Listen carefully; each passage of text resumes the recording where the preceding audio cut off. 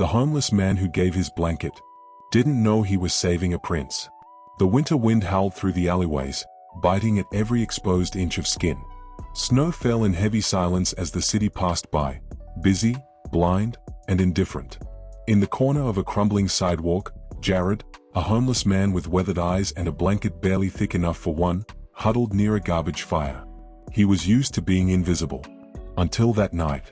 A car screeched around the corner, swerving on ice, crashing into a lamppost. Jared jumped up, coughing from the smoke. He didn't hesitate.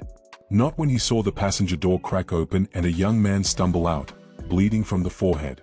The kid collapsed into the snow, shaking violently. Jared ran over, dropping to his knees. "Hey, stay with me, man." The boy's lips were blue. He was wearing a tuxedo, no coat, no gloves. Jared didn't ask questions. He took the only thing he had, his blanket, and wrapped it tightly around the boy's shoulders. Minutes later, sirens wailed.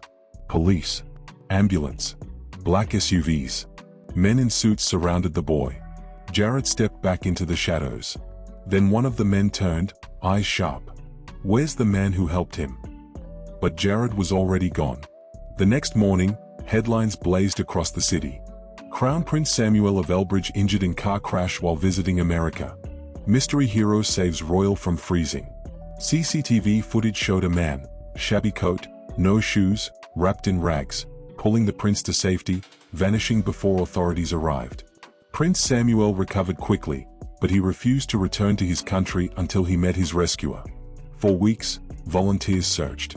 Churches, shelters, alleyways. Then one morning, outside a soup kitchen, Samuel spotted him, sitting under a bridge, sipping coffee from a cracked mug. He walked straight up and said, "You saved my life." Jared blinked. "I just gave you a blanket." Samuel shook his head. "You gave me more than that. You reminded me what real royalty looks like." What happened next stunned the world. Jared was flown to Elbridge, given a home, a job, and a seat at the Prince's Foundation for Humanitarian Work. When asked how it felt to go from homeless to royal guest, Jared just smiled. "I didn't do it to be seen. I did it because someone was called." Sometimes, the richest hearts live in the poorest clothes. And sometimes, the greatest kings start as servants in the snow.